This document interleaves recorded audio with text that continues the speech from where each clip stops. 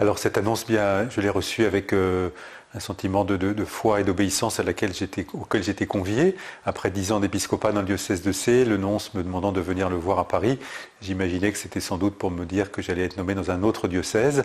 Donc c'est, j'allais dire, la vie d'un évêque qui est éventuellement d'être envoyé dans un autre diocèse. Donc c'est une souffrance d'apprendre qu'on va quitter un diocèse dans lequel on a œuvré pendant 10 ans, pratiquement 10 ans jour pour jour. J'étais évêque du diocèse de Sées, mais dans la foi, dans l'obéissance, comme j'avais accueilli la première demande de quitter le diocèse de Créteil pour devenir évêque de Sées, eh bien j'ai fait cet acte d'obéissance, mais dans la confiance et dans la paix.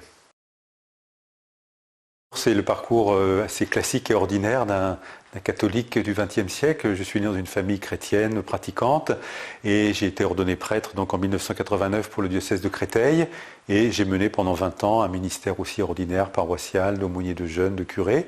Et donc j'ai été appelé en octobre 2010 à devenir évêque du diocèse de Sées, où j'ai découvert le monde rural, j'ai découvert le monde agricole, j'ai découvert un diocèse rural que j'ignorais totalement. Et voilà, c'est un parcours pour lequel je rends grâce et qui me donne beaucoup, beaucoup de joie et de grandir dans la foi, de grandir dans l'espérance et j'espère aussi dans la charité. Ma vocation sacerdotale, elle a grandi au sein de ma famille. Je rends grâce pour mes parents, je rends grâce pour cette foi qui était la leur et puis aussi la liberté qu'ils nous laissaient avec nos frères et sœurs. C'est une rencontre aussi avec certains prêtres qui m'ont vraiment beaucoup marqué, dont les figures ont été pour moi très importantes. Et puis cette décision de répondre à l'appel du Seigneur et dans un ministère diocésain. Voilà, je suis très très attaché au ministère diocésain, cette spiritualité de prêtre qui se donne pour un peuple particulier, dans un diocèse particulier. J'aime beaucoup l'expression du Concile Vatican II qui explique que la sainteté des prêtres, elle se trouve pour eux dans l'exercice loyal, inlassable de leur ministère. Et c'est ce que j'ai essayé de vivre pendant 20 ans et c'est ce que j'ai aussi éprouvé pendant 10 ans en côtoyant les prêtres du diocèse de Sées. Les joies de la mission aujourd'hui, je pense, dans le temps que nous vivons, c'est de se dire que nous portons vraiment un véritable trésor dans un monde qui est désemparé, dans un monde qui est parfois abattu, comme nous le disait saint Paul dimanche dernier. Eh bien, nous portons un véritable trésor qui est le trésor de la foi, qui est le trésor de l'espérance, qui est le trésor de la fraternité. Et la souffrance, c'est que ce trésor, comme d'ailleurs le dit saint Paul, nous le portons dans des vases d'argile, c'est-à-dire que notre Église est fragile, notre Église a été malmenée ces derniers temps, et il y a pour nous vraiment un surcroît d'espérance à avoir, que nous portons un véritable trésor et que nous devons d'abord le vivre, l'accueillir, mais aussi le partager, mais nous le faisons avec des moyens, entre guillemets, qui sont fragiles, qui sont parfois très pauvres, et donc ne pas tomber dans le découragement, mais au contraire revenir puiser à la source, pour que cette mission que le Seigneur nous a confiée, nous continuions de la mener, y compris dans des circonstances parfois un petit peu compliquées, c'est vrai. Alors en fait, la devise épiscopale, c'est quelque chose à la fois qu'on choisit, de fait c'est moi qui l'ai choisi, mais je trouve aussi qu'on la reçoit. Et donc c'est une parole du Seigneur dans l'Évangile selon saint Jean, « Demeurez dans mon amour », une parole que j'avais reçue profondément lors de mon ordination sacerdotale, donc il y a maintenant 31 ans, et qui m'a été en quelque sorte redonnée lorsque je faisais ma retraite pour devenir évêque, donc en décembre 2010, j'étais à l'abbaye de Cîteaux, et cette parole « Demeurez dans mon amour » est revenue, et je me suis dit, voilà, je la choisis, et en même temps elle m'est donnée. C'est une parole du Seigneur qui nous dit que si nous demeurons dans son amour, eh bien nous avons tout, nous avons la joie, nous avons la paix, nous avons la fécondité, nous avons aussi la fraternité. Cela vraiment me renvoie à cette grande vérité que le ministère d'un prêtre ou d'un évêque n'est pas simplement au bout de ses efforts, au bout de son énergie, de sa bonne volonté, qu'il faut évidemment qu'il mette en œuvre, mais qu'elle est un don de Dieu et que nous recevons dans la prière en demeurant, justement, demeurer dans mon amour. C'est cette devise que j'essaye moi-même de vivre depuis une trentaine d'années. La mission d'un évêque, elle est très ample. On dit c'est la plénitude du sacerdoce.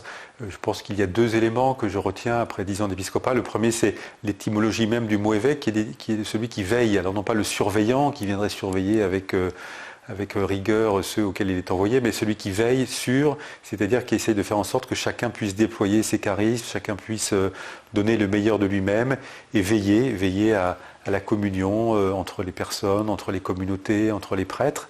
Donc il y a vraiment un rôle de veille, et donc l'évêque prend du recul, il n'est pas toujours en direct, mais il est celui qui veille sur l'église particulière qui lui est donnée. Et puis c'est aussi un rôle, je crois, d'encouragement. Il y a pour tout chrétien, prêtre, diacre, consacré, baptisé, confirmé, à vivre la triple mission d'annoncer l'évangile, de célébrer le Seigneur et de servir les frères. Et donc l'évêque doit encourager son peuple et se donner à lui-même cette consigne, d'ailleurs, de tenir bon sur cette triple mission d'annoncer, de célébrer, de servir. Donc un évêque essaye de le faire lui-même pour donner un exemple, et puis il encourage et il permet à chacun d'essayer de donner le meilleur de lui-même pour que cette mission soit accomplie par toute l'Église qui est le corps du Christ. Je vais leur adresser un double message. Ils étaient souvent habitués à un triple message, mais ce sera un double message. Le premier, c'est de leur dire un immense merci. J'ai été accueilli depuis 10 ans, comme un jeune évêque qui arrivait de la banlieue parisienne, dans un diocèse rural, dans un diocèse que je ne connaissais absolument pas. Et donc ils ont été à mon endroit plein de bienveillance, de gentillesse et d'accueil. Et ça, je leur remercie. Je les remercie profondément. J'ai bien eu la conscience d'arriver avec tout ce que j'étais, mes forces, mes charismes, mais aussi mes limites et mes fragilités. Donc un immense merci. Et puis la deuxième chose, c'est de leur dire, voilà, continuez la route. Nous sommes engagés dans une démarche diocésaine. Disciple missionnaire prend la route. Alors moi je prends la route, c'est pour quitter le diocèse, mais justement je trouve que c'est un beau symbole de leur dire, vous aussi prenez la route parce que c'est celle de l'annonce de la foi, c'est celle de la confiance, c'est celle de la fidélité. Et donc continuez, vous avez de belles ressources en vous, vous avez un beau patrimoine spirituel et ecclésial. Donc je pars avec tristesse, c'est évident, mais aussi avec confiance en leur disant continuez le chemin. Alors au diocèse de Bayeux-Lisieux, que je connais un petit peu, j'adresse un message d'abord leur dire ma joie et un certain honneur d'être envoyé dans ce beau diocèse que je connais un petit peu encore une fois, le diocèse de Sainte-Thérèse. Donc de fait, beaucoup me le disent, vous suivez le chemin, Thérèse a fait le chemin entre Alençon et Lisieux, vous faites le chemin entre Sées et Bayeux. Je pense aussi bien sûr à Monseigneur Boulanger, qui a été leur évêque encore ces dernières années. Et donc voilà, je prends la route, effectivement, et j'arrive en leur disant que je veux me mettre évidemment à leur service. Oui, l'évangile d'aujourd'hui, de 8 novembre, c'est Jésus qui nous dit qu'il faut être des serviteurs. Donc je viens comme un serviteur et conscient, parce que de fait je connais déjà un petit peu ce beau diocèse, qu'il y a des richesses, qu'il y a des capacités, qu'il y a un certain nombre de choses qui sont très très bien engagées. Donc je vais me mettre au service d'eux et apporter évidemment, parce que c'est aussi le rôle d'un évêque, ce que le Seigneur m'inspirera pour que ce diocèse soit fidèle à la mission que le Seigneur continue de lui confier.